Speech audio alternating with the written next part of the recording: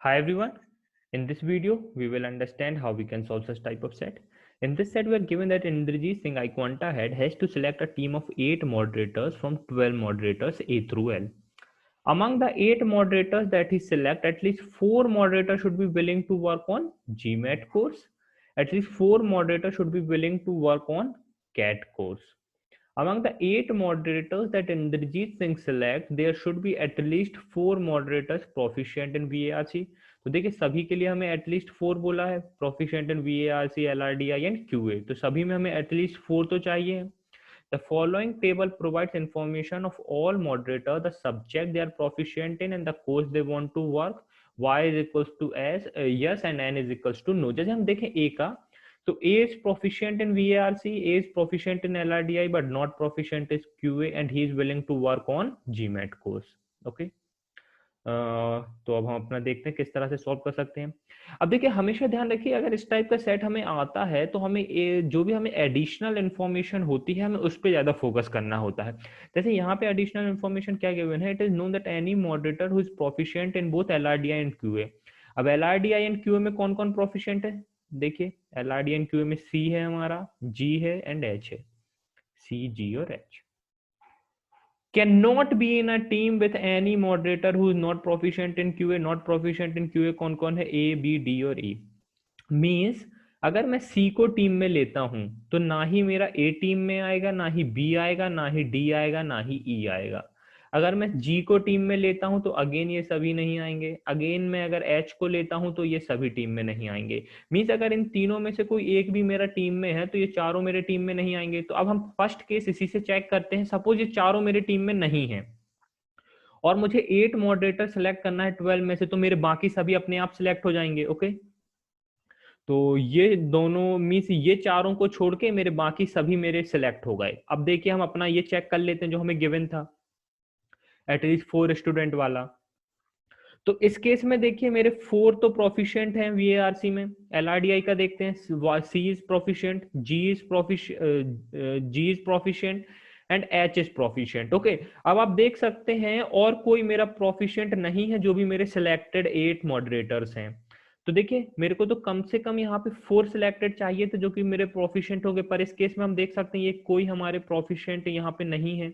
Okay, कोई भी यहाँ पे पॉसिबल नहीं है हमारे पास। ओके, 3 के अलावा और कोई पॉसिबल नहीं जो LRDI में प्रोफिशिएंट हो, जो भी हमारे सिलेक्टेड है। तो यहाँ से हम कह सकते हैं ये वाला केस हमारा पॉसिबल नहीं है, तो ये वाला केस हम इरेज कर देते हैं। अब हमारे पास क्या था, CGHABDE। अब इनमें से अगर कोई एक मेरा सिलेक्ट हो गया, अगर इनमें से कोई एक मेरा सिलेक्ट हो गया तो मुझे इतना पता है ना ही C ना ही G ना ही H ये तीनों सिलेक्ट नहीं होंगे। केस 1 हमने लिया था जब इनमें से कोई एक सिलेक्टेड था, केस 2 हम लेंगे जब इनमें से कोई एक सिलेक्टेड होगा। ओके, तो अब मैं डायरेक्टली कह सकता हूँ C G और H मेरे सिलेक्टेड नहीं होंगे क्योंकि इनमें से अगर कोई एक भी मेरा सिलेक्टेड होगा तो। अब मुझे ये देखना है कि ABDE ये चारों सिलेक्ट होंगे या उसमें से कुछ सिलेक्ट होंगे। अब सबसे पहले यहाँ पे फोकस करिए जो कि आपने लास्ट केस में भी देखा होगा LRDI का। LRDI में देखिए मैंने अगर A को सिलेक्ट किया है, A B D और E, तो मेरा ये प्रोफिशिएंट है, ये प्रोफिशिएंट है, ये प्रोफिशिएंट है। अब देखिए ये मेरा नहीं है, ये नहीं है, ये नहीं है। अब इनके अलावा और कोई ऐसा नहीं है जो मेरे LRDI में प्रोफिशिएंट हो सके। ओके, और मुझे एटलीस्ट 4 तो चाहिए है LRDI में प्रोफिशिएंट। तो मैं इतना कह सकता हूं मुझे इन चारों को तो लेना ही होगा, क्योंकि इन चारों में से अगर मैं कोई 3 को भी लेता हूं तो मेरे को ये सेटिस्फाई नहीं कर पाएगा कि there must be at least 4 moderators proficient in LRDI। Okay, तो वो मेरा सेटिस्फाई नहीं कर पाएगा।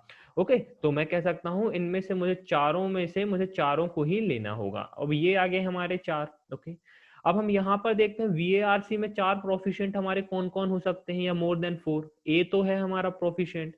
ओके, अब देखिए H मेरा प्रोफिशिएंट नहीं हो सकता, तो मुझे बाकी तीनों को लेना होगा क्योंकि मुझे एटलीस्ट 4 तो चाहिए LRDI में भी। तो मैं कह सकता हूँ I J और L भी मेरे टीम में होंगे, I J और L भी मेरे टीम में होंगे। ठीक है, अब देखिए और मेरे को इतना पता है सी जी और एच मेरे टीम में नहीं होंगे। ओके, तो अब मेरे पास क्या बचा, एफ और के में से कोई एक मेरा टीम में होगा। अब क्यूए में देख लेते प्रोफिशिएंट कौन कौन है मेरा।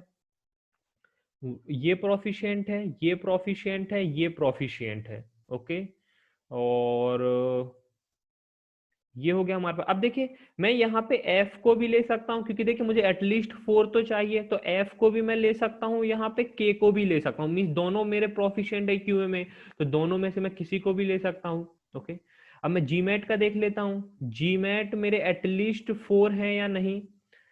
GMAT देखिए यहाँ पे 1 टाइम है, यहाँ पे 2 टाइम है, बोथ में तो मेरे दोनों होंगे GMAT एंड कैट, तो यहाँ पर है 3 टाइम, यहाँ पे है 4 टाइम, तो GMAT तो मेरा सेटिस्फाई कर रहा है इस केस में। कैट का देख लेते हैं, बी का कैट है मेरे पास, यहाँ पे बोथ में कैट है तो 2 टाइम्स। ओके, यहाँ पर कैट है 3 टाइम्स, यहाँ पर कैट है 4 टाइम्स। ओके, तो ये भी मेरा सेटिस्फाई है, तो मीन्स मैं कह सकता हूँ यहाँ पे मेरे 2 केसेस आएंगे, ABDEIJL और F, और एक केस होगा मेरा ABDEIJL और K। ओके, तो ये मेरे 2 केसेस होंगे जिसके बेसिस पर अब हम अपने क्वेश्चंस को सॉल्व करेंगे। In how many ways can Indrajit Singh select in the team? हम देख सकते हैं 2 cases. Who among the following need not be in the team? अब I और J तो डेफिनेटली है टीम में, हम देख सकते हैं अपने दोनों केसेस में, तो हमारा आंसर क्या हो जाएगा F। अब हम देख सकते हैं F हमारा सेकेंड केस में नहीं है। Who among the following will definitely be in the team? A is definitely in the team, D is definitely in the team. Okay, A is definitely in the team, D का क्यों check कर रहे हैं हम? Okay, L is definitely in the team, L is definitely in the team, C is not in the team, तो आप देख सकते हैं हमारा आंसर क्या हो जाएगा, more than one of the above.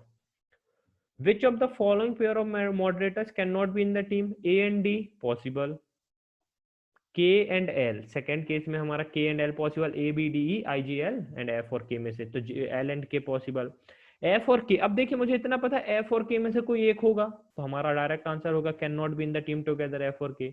I और J तो I और J हमारे दोनों केसेस में है, तो ये हमारा नहीं होगा आंसर, तो हमारा आंसर हो जाएगा option number C, that is F and K।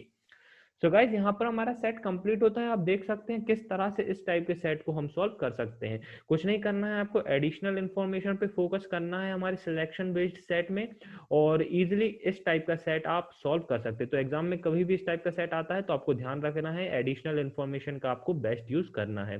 Thank you guys and happy learning.